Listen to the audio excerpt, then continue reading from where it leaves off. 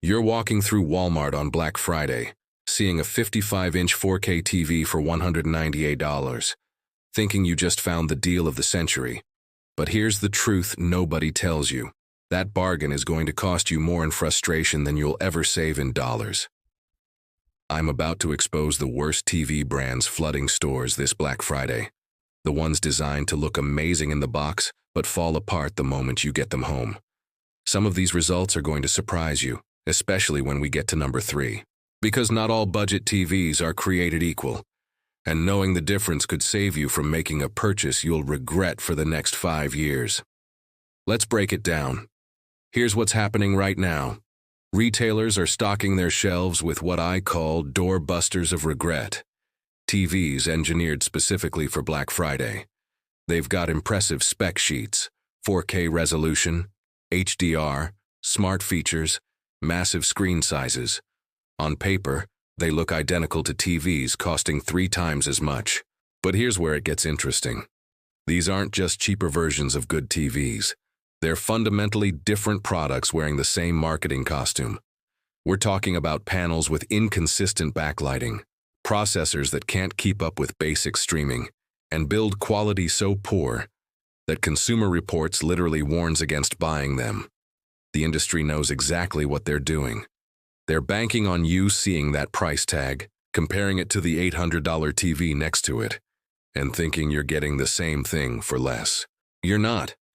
What you're getting is a ticking time bomb of dead pixels, laggy interfaces, and picture quality that makes you squint at the screen wondering if you need glasses. And the worst part? By the time you realize you made a mistake, that return window is closed and you're stuck with a $200 regret taking up space in your living room. So let us count down the absolute worst offenders, the TV brands you need to avoid at all costs this Black Friday. Starting with number 10 and working our way to the brand that defines buyer's remorse. At number 10, we have JVC. And look, if you're over 40, you remember when JVC meant quality. They made legendary VCRs, solid camcorders. That brand carried weight.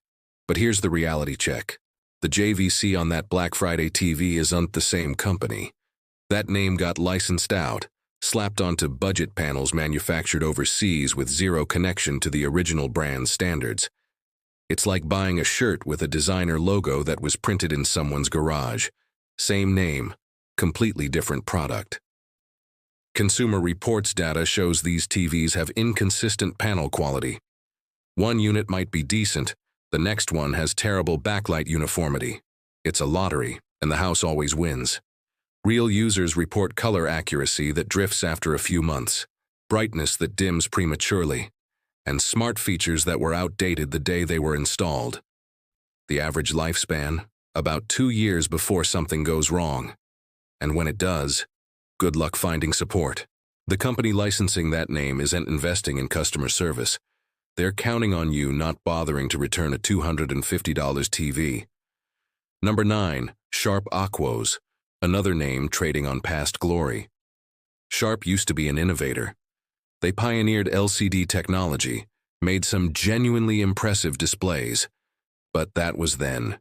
The Sharp TVs flooding Black Friday sales now? They're manufactured by third parties, and the quality shows it. Here's what you're actually getting. Panels with washed-out colors that make everything look like it's filmed through a fog. Sound quality so weak you'll be scrambling for a soundbar within the first week. And here's the kicker. No meaningful software updates. That smart TV interface you're seeing? That's it. Forever. No improvements, no security patches, nothing. Users consistently complain about motion blur that makes sports look like a watercolor painting. HDR that's HDR in name only. Just a checkbox on the spec sheet with no real performance behind it. And the brightness? Let's just say if you've got any windows in your living room, you're going to be watching reflections more than content. The data backs this up. These TVs rank in the bottom 20% for customer satisfaction after 1 year of ownership. People aren't just disappointed. They're actively warning others not to make the same mistake.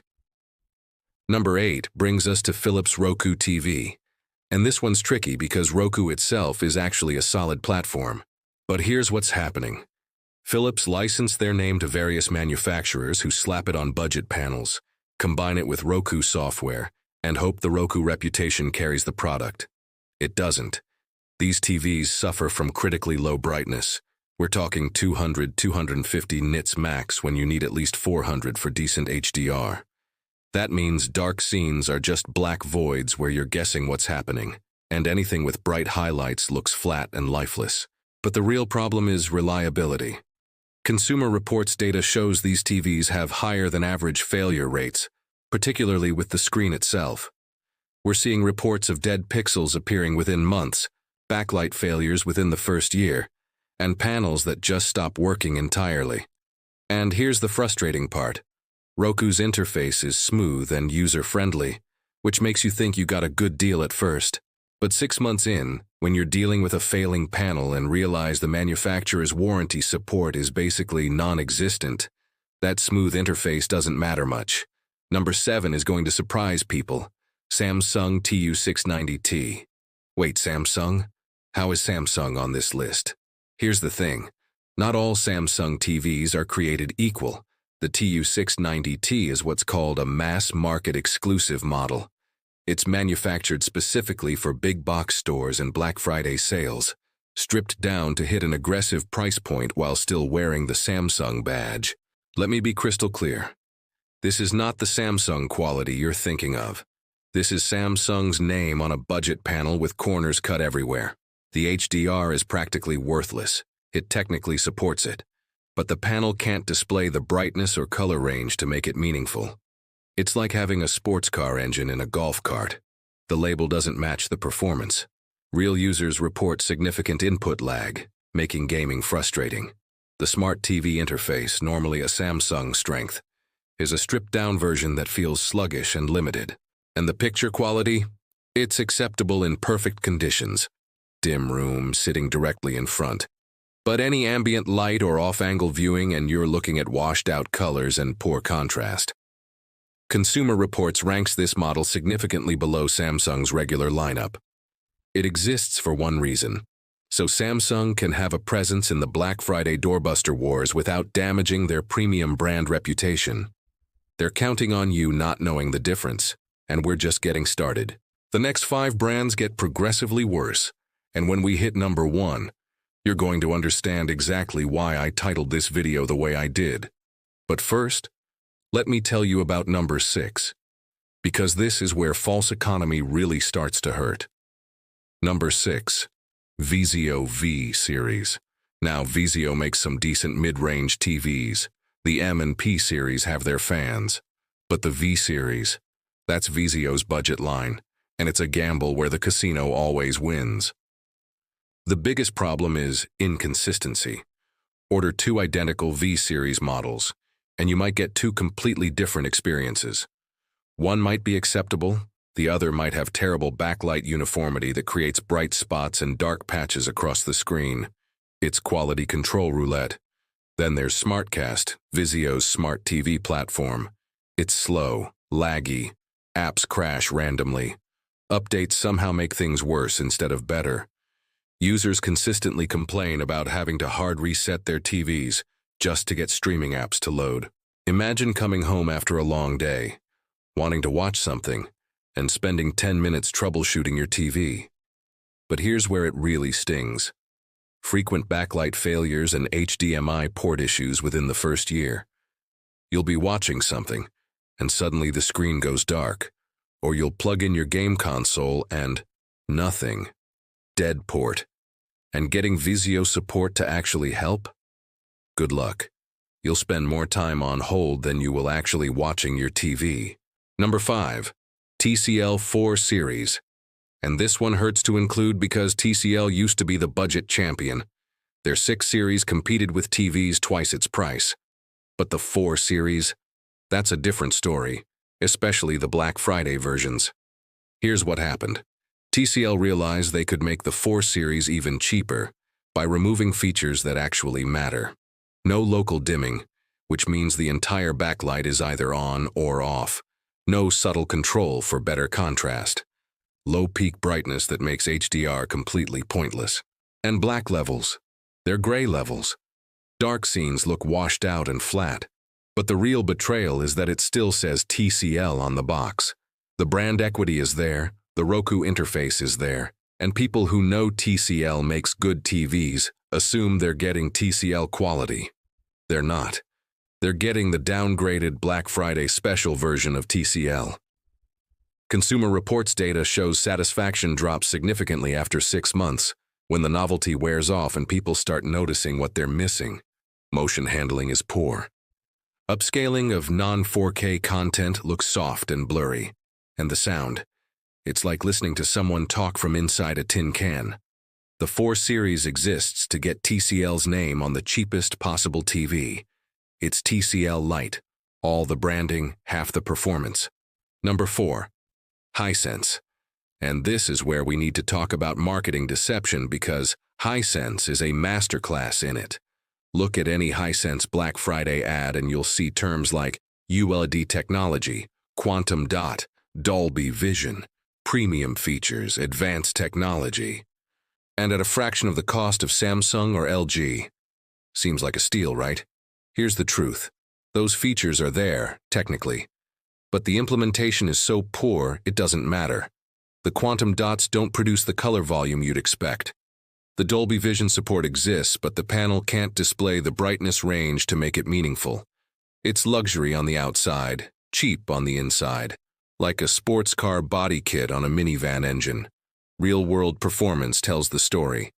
Users report massive light bleed around the edges of the screen, where the backlight spills into areas that should be dark. Panel inconsistency means even 2 identical models can look completely different. And the build quality? It feels flimsy. Like if you press too hard on the bezel, something's going to crack. But here's what really gets me. Hisense knows how to make good TVs. Their U8 and U9 series actually compete well. But the budget models flooding Black Friday? They're designed to look premium in the store and fall apart at home. Consumer Reports data shows below-average reliability scores and higher failure rates than competitors in the same price range. You're not saving money. You're gambling with it. All right, we're entering the danger zone now. The top 3 brands on this list aren't just bad purchases. They're financial mistakes that will haunt you every time you turn on your TV. Let's talk about the bronze medal of regret. Number 3, RCA. And for anyone who knows electronics history, this one's painful. RCA was an American giant. They pioneered television technology, built products that lasted decades. That name meant something, not anymore. The RCA brand got sold, licensed out to the highest bidder, and is now slapped onto some of the cheapest panels manufactured overseas. These aren't RCA televisions. They're counterfeit nostalgia. A zombie brand wearing the skin of something that used to matter. What are you actually getting? Mediocre panels with terrible viewing angles where colors shift if you're not sitting directly in front. HDR is non-existent despite what the box says. It's just a logo with 0 real performance. And reliability? Consumer Reports shows these TVs failing at alarming rates, with power supply issues being the most common culprit. They just stop turning on. Users describe nightmares, screens dying within months, customer service that doesn't exist, and the sinking realization that the $189 they saved isn't worth the $189 they wasted. Because when a TV fails that quickly, every penny was a waste. The sound quality is atrocious, tinny, hollow, with a random electrical hum that some users can't get rid of. And software updates, forget it. What you get out of the box is what you're stuck with, bugs and all. Number 2, ONN, Walmart's house brand. And look, I understand the appeal. It's right there at Walmart. Prominently displayed, impossibly cheap, and hey, Walmart stands behind it, right? Wrong. ONN TVs are what happens when a retailer decides to maximize profit margins by cutting every possible corner. These are fragile, bottom-barrel displays that will make you regret the purchase almost immediately. The colors are so washed out and dull that even bright, colorful content looks muted and lifeless. The sound has a persistent electrical hum that some users describe as buzzing or crackling.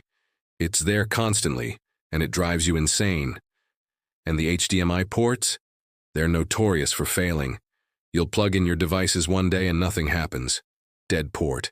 Good luck getting Walmart to care. But the screens themselves are the real disaster. Users report screens dying within months, not years, months. Dead pixels, complete panel failures, backlight issues that make half the screen dim. We're talking about a TV that might not survive until next Black Friday. Consumer Reports essentially tells people to avoid this brand entirely. The failure rates are astronomical. And while Walmart's return policy is decent if you catch problems early, most people don't realize how bad these TVs are until that window closes. Here's the bottom line. ON TVs are cheap up front and expensive in the end. You'll spend more on the replacement than you would have spent buying something decent in the first place. And now we're at number 1. And yes, it's RCA again. Because RCA isn't just bad, it's the worst. It's the definition of Black Friday regret. The brand you buy thinking you got a deal and realize within weeks that you got scammed. Everything I said before, double it. The panels are worse than I described, the reliability is even more abysmal. The customer support is non-existent. RCA represents everything wrong with Black Friday TV shopping. A famous name with zero substance behind it, sold to unsuspecting consumers who trust the brand recognition. Real user testimonials are brutal. Worst purchase I ever made. Screen died in 3 months. Can't believe I wasted money on this. Don't make the same mistake I did. These aren't isolated complaints. This is the overwhelming majority of long-term owners. Consumer Reports data shows RCA as one of the absolute lowest-rated brands for reliability, performance, and customer satisfaction. They're not just at the bottom. They're in a category of their own down there. If you take one thing from this video, let it be this. Do not buy an RCA TV. Not on Black Friday, not on sale, not even if someone offers it to you for free because you'll pay for it in frustration and wasted time. RCA is the worst possible purchase. The brand remains. The quality never existed. So there you have it. The 10 TV brands to avoid at all costs this Black Friday. From JVC's ghost of former glory to RCA's complete absence of value, these are the purchases that will haunt you long after the sale ends. Here's my final advice. Save a little longer. Buy a mid-range TV from a reputable brand, Sony, LG, Samsung's Real Lineup, TCL's 6 Series. You'll spend more up front but save yourself years of frustration and the cost of replacement. If this video saved you from making an expensive mistake, smash that like button. Drop a comment telling me which brand on this list surprised you most. And subscribe because I've got more consumer protection content coming. Streaming devices, soundbars, and other Black Friday traps you need to avoid. Don't let retailers trick you into buyer's remorse. Buy smart, not cheap.